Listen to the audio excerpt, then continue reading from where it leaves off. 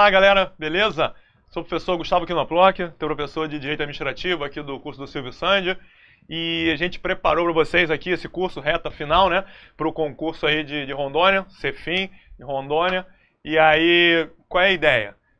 Preparei o curso baseado em questões, certo? Reta final, todo mundo já sabe bastante de direito administrativo, não é hora da gente ficar pegando conceitos básicos, vamos dar uma revisada rápida direto em cima de questões, beleza? Então separei só questões da FGV, só questões recentes da FGV, de todas as matérias, né? Peguei todos os assuntos, aliás, o programa de direito administrativo, aliás, como está caindo em todos os concursos, né? Qualquer concurso de hoje em dia, direito administrativo, não tem mais dúvida. Qual é o programa de direito administrativo? Tudo. De administração direta e indireta, princípios, poderes, atos, licitação, contratos, serviço público. Esse concurso ainda cai intervenção na propriedade privada e bens públicos, que são dois assuntos que não caem em tudo quanto é lugar. Então, fechando esses dois aí, é tudo mesmo, né? E o estatuto, no caso, o Estatuto de Rondônia. Ou seja, programa completo de direito administrativo, né? Qualquer livro que você pegar de direito administrativo, pode estudar ele do começo ao fim, que vai cair tudo. Beleza. Então, vamos fazer direto em cima de questões. Alguns assuntos aqui são mais básicos, vou procurar falar rápido porque vocês já sabem, né? E naqueles pontos onde a gente precisa dar uma lapidada, alguns assuntos que não caem com frequência, né? Caem com muito menos frequência, eu vou mostrar para vocês o que é mais importante para tomar cuidado. Tem quadrinhos que eu preparei aqui para vocês, para facilitar o estudo de vocês. Então, em cima disso, a gente vai dar uma viajada geral aí em cima do programa. Beleza? Vamos lá? Vamos embora. Concurso Cefim, Rondônia 2017. É isso aí. Vamos lá, galera. Vou começar aqui com a parte de administração direta e indireta. Ok? Vamos ver.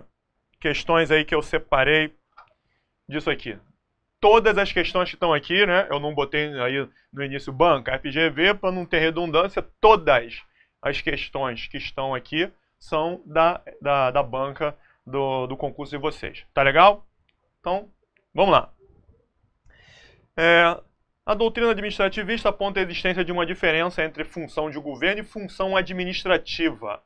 Diante dessa diferenciação, analisa afirmativas a seguir. Então, diferença entre administração e governo. Função administrativa, administração, né? Função administrativa, função de governo, mais a função política.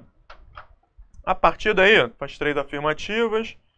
O que ele quer saber? Quais que estão certas, tá? Beleza.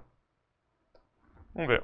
Primeiro, as funções de governo estão mais próximas ao objeto do direito constitucional. Por que isso? Isso aqui é uma coisa que não se fala muito, né? Mas o que diferencia basicamente o direito administrativo do direito constitucional é o quê? É justamente isso. O direito administrativo, a gente estuda basicamente a estrutura da administração pública. E o direito constitucional se preocupa mais com a função política. A função política abrange também legislar. Então, poder legislativo, isso aí é matéria de direito constitucional. Como é que se legisla, como é que se julga, tudo isso é matéria de direito constitucional, não é matéria de direito administrativo. Direito administrativo a gente basicamente estuda como é que se administra. Então, as funções de governo estão mais próximas ao objeto do direito constitucional, enquanto função administrativa é objeto do direito administrativo propriamente dito. Exatamente isso. Isso é importante porque eu vou chegar aqui no item 3, tá? Mas vamos direto para o 3. Eu poderia ter feito o 3 primeiro. 3, olha só. A expressão administração pública, quando tomada em sentido amplo, engloba o quê?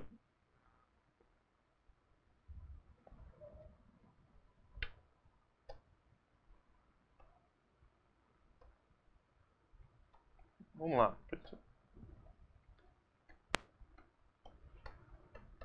Administração pública. Existem 2 classificações que você não pode deixar de saber, né?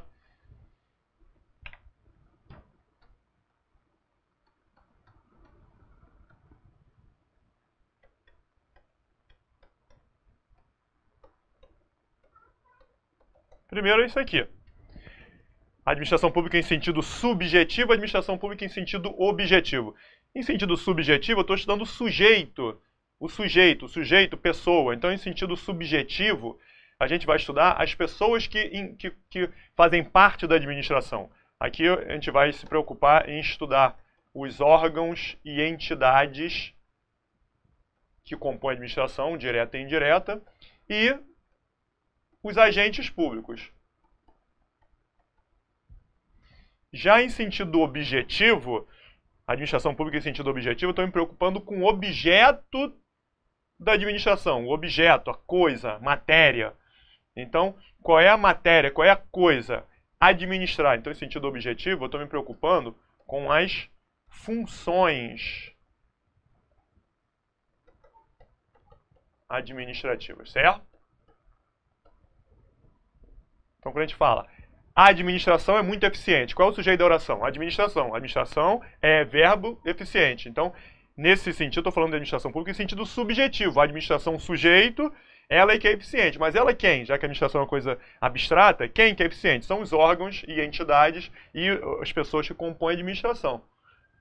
Agora, o presidente da República está desempenhando uma excelente administração pública. Qual é o sujeito da oração? Já é o presidente da República. O presidente da República, sujeito, está desempenhando o quê? Uma excelente administração. A administração pública em sentido objetivo, né? É o objeto da oração. Então, o que ele está realizando bem? As funções administrativas são boas. As funções, prestação de serviços públicos, principalmente, os serviços públicos, saúde, educação, segurança. Então, as funções administrativas são a prestação de serviço público, o exercício do poder de polícia, que a gente vai ver, intervenção, fomento, que é incentivar a iniciativa privada. Então, a primeira classificação é isso aqui, né? Em sentido subjetivo e sentido objetivo. E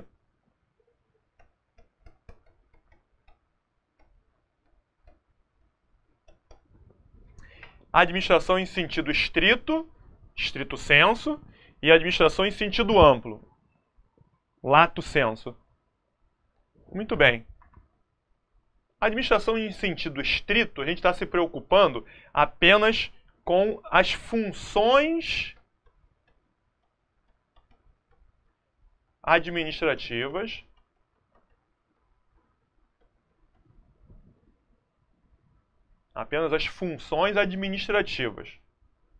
que são desempenhadas pela administração pública. Então, aqui em sentido estrito, a administração em sentido estrito não engloba a função legislativa nem a função judicial. Certo? Beleza. Agora a pergunta. A administração pública em sentido amplo, administração pública em sentido amplo, engloba, além da função administrativa, engloba as funções legislativa e judicial? Também não. Função legislativa e função judicial não integram a administração pública, seja em sentido estrito, seja em sentido amplo. A administração é administrar, não legislar nem julgar. Então, em sentido amplo, é o quê? Além das funções administrativas, as funções políticas. As funções políticas, que são as medidas de governo, né? Aprovar o orçamento, né? As medidas para manter em ordem a economia, a inflação, etc. Então, todas essas medidas, desde a nomeação do presidente do Banco Central, é uma função política, até todas aquelas funções de aprovação da lei orçamentária, isso daí não são funções administrativas em sentido estrito, são funções políticas. Então, a administração pública em sentido amplo vai abranger as funções administrativas, que é em sentido estrito, e também as funções políticas, que são desempenhadas, funções políticas são desempenhadas por quem? Pelo Poder Executivo e Legislativo. Essa aprovação de projeto de lei orçamentária depende de quê? Do Congresso, do Presidente da República, que vai sancionar, vetar. Tá legal? Então, isso sim é administração pública em sentido amplo, que não, tem que tomar cuidado, não engloba nem função legislativa, nem função judicial. Tá legal?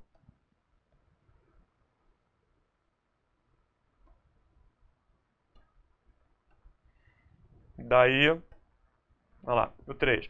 A expressão administração pública, quando tomada em sentido amplo, lato sensu, engloba funções administrativas e funções de governo ou funções políticas. Exatamente, certinho. A função de governo, função política, tem como um dos seus objetivos estabelecer as diretrizes políticas, diretrizes de governo, enquanto a função administrativa se volta apenas para executar essas medidas. Exatamente isso. Tá legal? Então tudo certo. Gabarito, letra A. Todas estão corretas. Questão 2. Afirmativa, assinale a alternativa incorreta. As sociedades de economia mista não podem gozar de privilégios fiscais que não sejam extensivos do setor privado, certo? Está previsto expressamente na Constituição Federal, né? A economia mista, ela explora atividade econômica, quando explora atividade econômica, ela está em regime de livre concorrência, então não pode ter um benefício que as demais empresas do setor não têm, porque senão não vão concorrer de igual para igual. Então, não podem gozar de privilégios fiscais que não sejam extensivos ao do setor privado. Então, quando a sociedade de economia mista é pessoa jurídica de direito privado, assim como as empresas públicas. Elas se sujeitam ao regime jurídico próprio das empresas privadas, inclusive direitos trabalhistas. Qual é o regime de pessoal? Regime seletista. O pessoal não é servidor público, o pessoal é empregado público seletista, né? Não é servidor público estatutário. As sociedades economistas devem realizar licitação. Sim, toda administração direta ou indireta tem que realizar licitação, tem que fazer concurso. Os mandatos, a avaliação de desempenho e a responsabilidade dos administradores de uma sociedade economia mista são disciplinados exclusivamente, pronto, palavrinha que quando aparece, né, tem 95% de probabilidade de estar errado e derrubar a questão, né? Em direito administrativo, sempre, nunca, em qualquer caso, em todo caso, exclusivamente, indistintamente, absolutamente. Isso aí em direito administrativo quase sempre está errado, porque tudo tem exceção, né? Nunca é exclusivamente. Então tudo tem exceção. Até o que não tem exceção é exceção. Então já é uma dica, né? Começou a aparecer sempre exclusivamente, pronto, 95% de probabilidade está errado. Então está dizendo que os mandatos, a avaliação de desempenho, a responsabilidade dos administradores, dos dirigentes da economia mista, são disciplinados exclusivamente pelo ato constitutivo dessa sociedade de economia mista. Exclusivamente não. Também no ato constitutivo, no estatuto social, né, daquela sociedade de economia mista. Também, mas não só lá. Até porque essa questão, 2016, questão agora recente. Em 2016, foi aprovada a lei das estatais. Essa lei, ela não está expressa no programa de vocês, né? E não peguei questão, não tem questões aqui dessa lei 13.303, né, de 2016, que é a lei das estatais. Isso ainda não está sendo explorado em prova. Como não está expressamente previsto no edital, acredito que isso não deva cair, né? Então, mas a lei 13.303, a lei das estatais, ela traz uma série de dispositivos, né, para ser administrador de estatal. Quais são os requisitos? Que tem que ter curso superior completo, tem que ter experiência na área, vai dizer como é que vai ser o mandato desses dirigentes, como é que eles serão avaliados. Então essa lei das estatais, ela trouxe uma série de obrigações com relação à escolha e avaliação desses dirigentes. Em cima de tudo que vem acontecendo, esses escândalos da Petrobras, né, principalmente tudo depois que aconteceu na Petrobras, e que editaram essa lei para tentar moralizar, né? Então, não está só no estatuto da sociedade economia mista, não. Essa está errada. Como ele quer a alternativa incorreta, deve ser essa. Letra E. A criação de subsidiária de sociedade economia mista, que explora a atividade econômica, depende de autorização legislativa. Sim, a Constituição Federal, né, ela fala que a criação das empresas públicas e sociedades mistas, assim como as fundações, elas devem ser previamente autorizadas por lei específica, certo? Somente artigo 37, inciso 19. Lei específica cria uma autarquia, lei específica autoriza a criação de uma empresa pública, uma sociedade mista, uma fundação. Então essas não são criadas diretamente por lei específica, mas uma lei específica tem que autorizar a criação e depois o presidente da República vai mandar preparar o estatuto, registrar na junta comercial, aí sim estará criada. Beleza. E para se criar uma subsidiária de uma sociedade economia mista? Petrobras, se quiser criar uma subsidiária, ela pode fazer isso diretamente, por decreto. Também está escrito na Constituição Federal que a criação de subsidiária da sociedade economia mista depende de autorização legislativa. Então, o presidente da República tem que pedir autorização ao Congresso, o Congresso vai aprovar a criação de uma subsidiária da Petrobras. Beleza. Um detalhe aqui é que, não perguntou isso, mas já foi cobrado em prova outras vezes.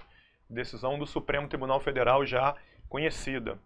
É que a criação de subsidiárias das empresas públicas e sociedade mista, essa autorização, tem autorização legislativa? Tem. Mas essa autorização legislativa, ela já pode estar dentro daquela primeira lei específica que autorizou a criação da estatal, certo? Então, lei específica número 10.220, autoriza a criação da sociedade economia mista Petrobras. Artigo 4º. Está autorizada a criação de subsidiárias. Então, quando a lei que criou a estatal já autoriza previamente a criação de subsidiárias, depois não será necessária uma outra autorização legislativa para a criação de subsidiária. Se a lei não tiver falado nada, se é permitido ou não a criação de subsidiárias, depois, se quiserem criar uma subsidiária, terá sim que passar pelo Congresso para ter uma autorização, certo? Então ele nem explorou isso, mas está certo, como ele quer errado, gabarito D de dado, ok? Questão 3. Gustavo, prefeito do município, pode ler autorização específica, edita decreto, criando sociedade economia mista para prestação de serviço público. Então, Gustavo editou um decreto criando uma sociedade economia mista para prestar serviço público de saneamento. Posteriormente, sem nova lei autorizativa, o Gustavo criou uma empresa subsidiária da referida sociedade economia mista. Então, sem nova lei autorizativa, o Gustavo criou uma subsidiária. Como a gente já sabe, é necessária a autorização legislativa. Então, marque V ou F.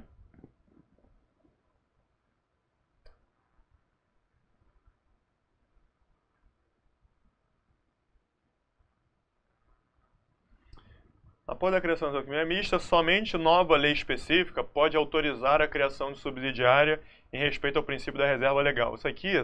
Essa afirmativa, ela ficou meio... depende de interpretação, né? Está errado por quê? Depois da criação da economia mista, somente, olha lá, a expressão que amarra, né? Somente nova lei específica pode autorizar. Não precisa uma nova lei específica, porque a lei específica que autorizou a criação da sociedade economia mista, ela já poderia ter autorizado a criação de subsidiária, como eu já falei. Então, isso aqui está errado. Não precisa de uma nova lei.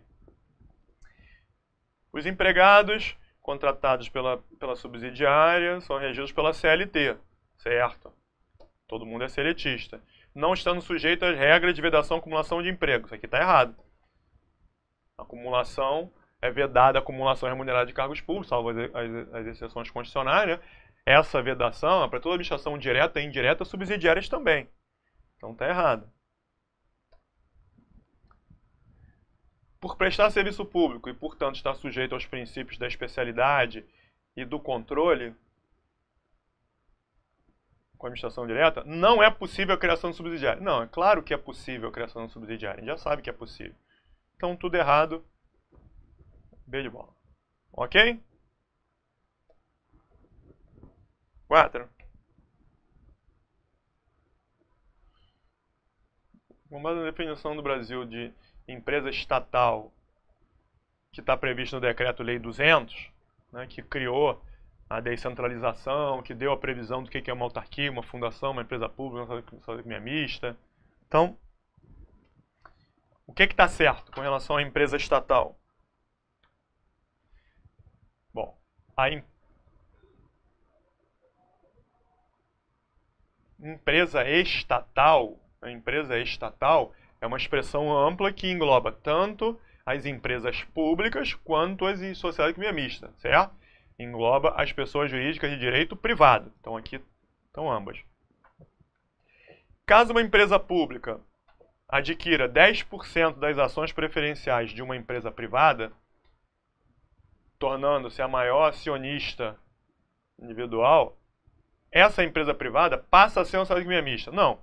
O fato de uma estatal ter ações de uma empresa privada não faz com que essa empresa privada vire uma estatal, porque de qualquer maneira, para a criação de uma sociedade economia mista, uma empresa pública, tem que ter autorização legislativa. Então, não é verdade. Uma empresa privada, ao adquirir do governo uma concessão para explorar poços de petróleo, adquire estado de empresa pública? Claro que não, né? Ela será uma concessionária, vai prestar um serviço público, concessão. Não é uma empresa pública, não é da administração. Uma empresa pública, ao abrir o seu capital na Bolsa de Valores, só manterá seu status de empresa pública caso os dividendos na empresa pública, o capital da empresa pública é integralmente público.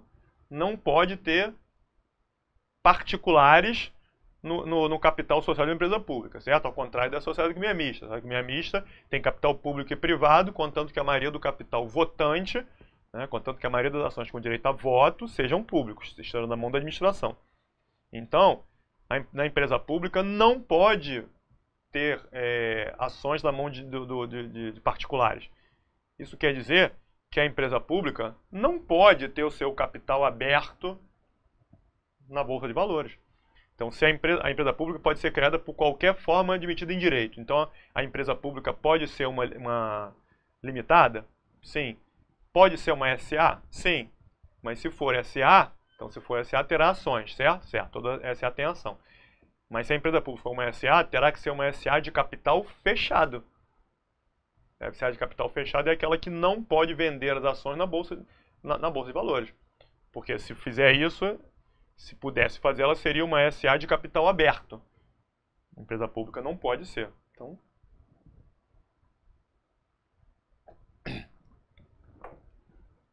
uma sociedade de economia mista destina parte da sua verba para projetos sociais.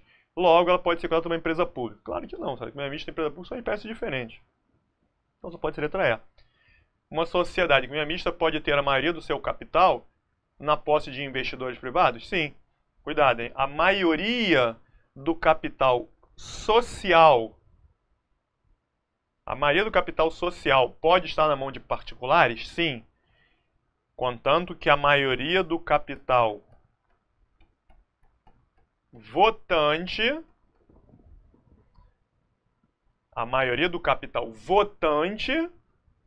tem que ser público. 50% mais uma das ações com direito a voto tem que estar na mão da administração. Não pode entrar na mão de investidores privados. Mas a maioria do capital social, sim, pode. Cuidado com essa pegadinha. Então, beleza. Letra E. Questão 5. O Estado, em sua organização, atua por meio de órgãos, agentes, pessoas jurídicas para essas atividades. Perguntou o que é descentralização. Já sabe, né? Aqui está a União, com vários órgãos.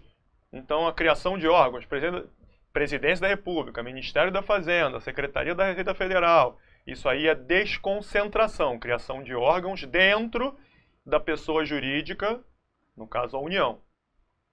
E quando se cria pessoas jurídicas distintas, independentes e autônomas do lado de fora, pessoas jurídicas da administração indireta, autarquias, fundações, empresas públicas e sociedade economia mista, aí sim, isso é a descentralização.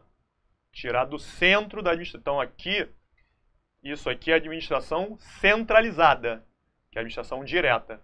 Essa é a administração descentralizada, a administração indireta. Beleza. Perguntou o que é descentralização.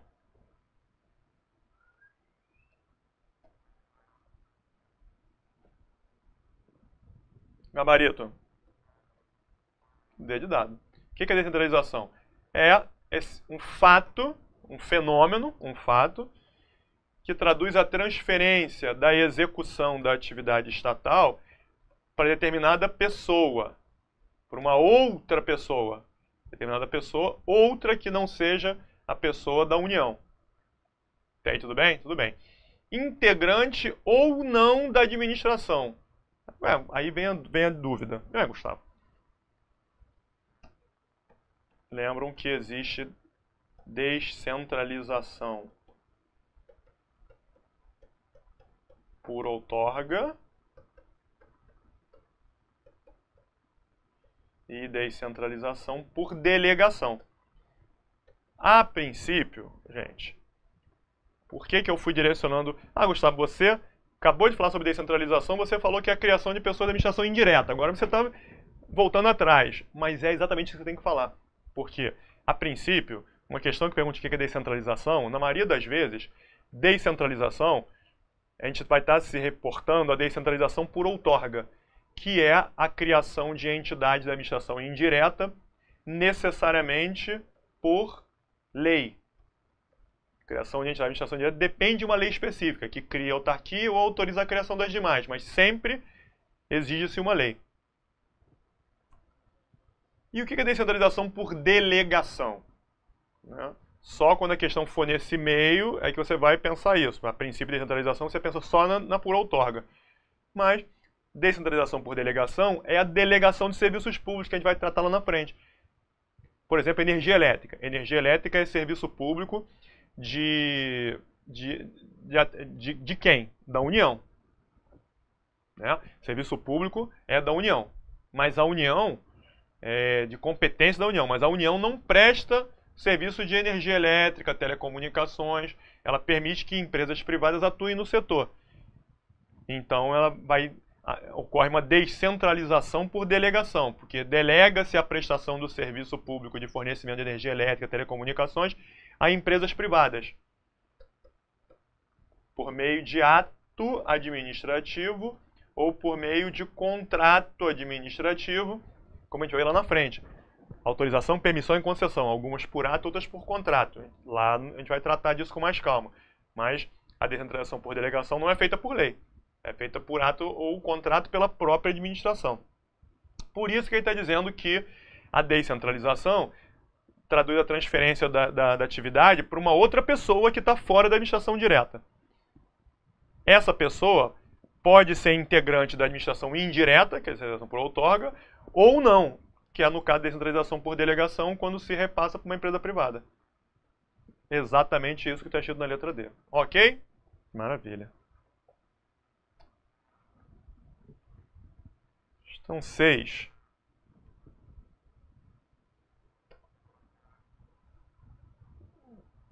Um, dois, três. Tá. Vamos ver. Sobre descentralização. Maneiras afirmativas a seguir. A execução da atividade da administração federal pode ser repassada para a administração municipal mediante convênio, quando esta estiver aparelhada para assumi-la. Tudo bem. A administração federal, quer dizer, a União, ela pode, por convênio, repassar isso para o município. Não tem problema nenhum. Problema nenhum. Desde que o município já esteja preparado para aquilo, né? Pode haver? Pode. O que é convênio? Convênio entre a União e o município. O convênio é um acordo de vontades onde ambos os partícipes, no caso a União e o município, têm o mesmo interesse em prestar aquele serviço. Nenhum dos dois visa lucro, eles têm interesse em prestar o serviço com qualidade. Então, pode acontecer? Sim. A execução de determinada atividade da administração federal pode ser repassada para a iniciativa privada mediante contratos ou concessões, certo? Mediante ato ou contrato, que é onde vai lá na frente, concessões, certo? A execução da atividade de administração pode ser descentralizada dentro da própria administração federal. Dentro da própria administração, então, quer dizer descentralizar para a entidade de administração indireta. Distinguindo-se claramente o nível de direção do nível de execução, né? Então está aqui a união administração direta e a execução será feita pela administração indireta. Certinho, tudo certo. Gabarito, letra E. Beleza, gente? Então, Para que daqui a pouco no próximo bloco a gente continua.